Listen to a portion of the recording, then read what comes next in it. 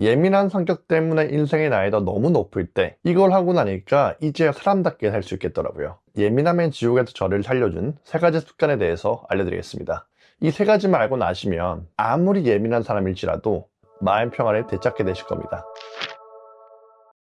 여러분 이거 알고 계시나요? 대부분의 사람들이 예민함이 무너지는 이유는 이건 아니서입니다. 그건 바로 예민함을 계기로 나 자신을 되돌아보지 않기 때문입니다. 예를 들어 원래 잘 지내던 사람이 있었는데 유난히 오늘만 지나가다 인사를 안 합니다. 표정도 뾰루퉁하고 뭔가 기분이 안 좋아 보이죠. 무던한 사람은 그냥 표정이 안 좋나 보다 하고 넘기는데, 예민한 사람은 내가 뭐 실수했나? 내가 뭐 잘못한 거 아니야?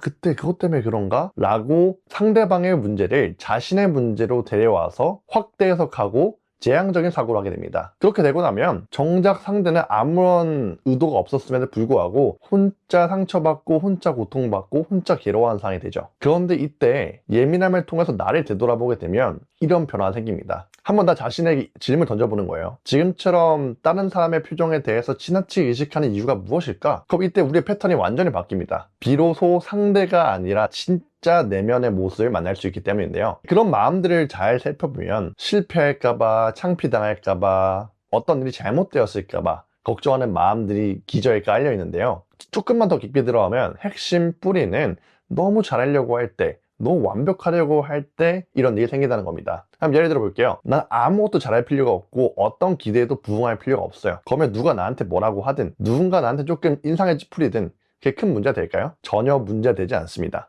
반대로 내가 누군가에게 잘 보여야 한다는 생각을 가지고 완벽해야 한다는 생각을 가지고 있다면 모든 것에 예민하게 반응할 수밖에 없어요. 조금이라도 내가 기대한 반응과 다른 반응이 나오는 사람을 만나면 내가 뭐 잘못했나? 내가 실수했나? 이런 식으로 살아가게 되는 거죠. 그럴 때마다 제가 하는 게 있습니다. 그건 바로 나 자신을 낮추는 겁니다. 제가 예전에 절에서 2달 정도 생활을 한 적이 있었는데 스님들의 방에는 하심이라는 말이 적혀 있습니다. 그것도 아주 크게요. 이 하심이란 말은 내 마음을 내려놔라. 조금 더 쉽게 풀어서 얘기하면 내가 이렇게 되고 싶고 내가 이렇게 보였으면 좋겠고 나 이 정도는 해야 되고, 이런 우리가 자신에게 가지고 있는 기대들이 정말 많잖아요. 그런 마음이 결과적으로 우리 고통스럽게 하기 때문에 그런 마음을 내려놓고 있는 그대로 생긴 대로 살아라 라는 이야기를 하는 겁니다. 결국 그렇게 할 때 자꾸 모든 것에 레이더를 키고 타인의 반응에 예민하게 반응하는 나를 본질적으로 진정시킬 수 있거든요.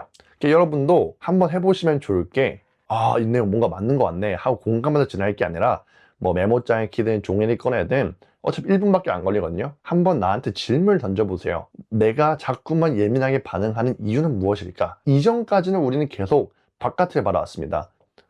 상대 표정이 왜 그렇지? 저 사람 왜 나한테 저렇게 행동하지? 이런 식으로 바라왔는데요.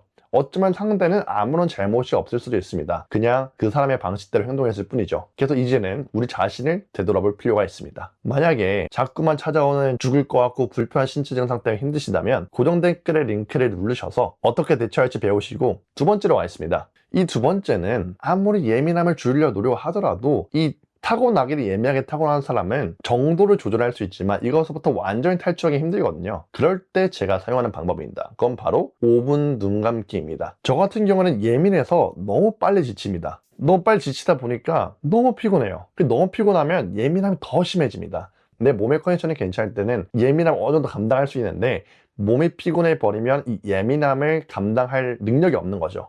그래서 이때 제가 하는 건 바로 5분 눈 감기입니다. 5분 눈 감기의 목적은 잠을 들려는 것도 목적이 아니고요. 마음이 편해지려는 것도 목적이 아닙니다. 그냥 5분 동안 모든 걸 멈춘다는 겁니다. 예민한 사람들은 좋게 말하면 열정이 많고 나쁘게 말하면 집착이 좀 과합니다. 그래서 항상 몸과 마음이 100%가 아니라 120, 150% 풀가드를 하고 있죠. 이런 상태 반복되면 결국 과부하 되면서 흔히 말하는 멘탈 붕괴 혹은 다 안 할란다 됐다 하는 이런 비관적인 사고, 이런 나쁜 결과들이 초래되거든요. 그래서 그런 상황이 벌어지기 전에 미리 5분 눈 감기를 하는 거죠. 그냥 눈 감고 5분 정도 내 몸의 감각에 집중하는 겁니다. 호흡을 이렇게 하고 있구나. 몸에서 이런 감각이 느껴지는구나. 몸에서 이런 온도가 느껴지는구나. 이런 식으로 하시는 거죠. 근데 이걸 해도 안 될 때가 있어요. 그래서 그때 필요한 게 바로 나 자신을 좀 환기시키는 겁니다. 사람이 쓸 수 있는 에너지가 2가지가 있습니다. 몸의 에너지가 있고 마음의 에너지가 있습니다. 근데 이게 둘 중 하나에 치우쳐지면 사람이 힘들어요. 내가 사용할 수 있는 몸의 에너지가 100인데 몸에만 80, 90 에너지를 다 쓰고 있으면 몸이 너무 지치고요. 반대로 내가 쓸 수 있는 마음의 에너지가 100인데 마음에만 80, 90을 쓰고 있으면 너무 괴롭습니다. 그게 중요한 게 마음을 쓴 만큼 몸도 써야 되고 몸을 쓴 만큼 마음도 써야지 우리의 이 삶의 만족도와 행복도가 윤택하게 유지되는데요. 보통 예민한 사람들은 마음의 에너지를 몸의 에너지보다 과하게 씁니다. 그래서 이걸 억지로 낮추려고 해도 너무 과하게 쓰는 게 습관이 됐기 때문에 조절이 안 되는 경우가 많아요. 그래서 해야 될 게 뭐냐면 의도적으로 반대쪽의 에너지를 쓰는 겁니다. 내가 여기 이두 근육이 좀 약하다. 그러면 반대쪽 삼두 근육을 좀 강화함으로써 이 팔 전체의 균형을 맞추는 거죠. 그래서 의도적으로 5분 정도 산책을 하거나 제가 좋아하는 방식은 15분 정도 러닝을 하는 겁니다.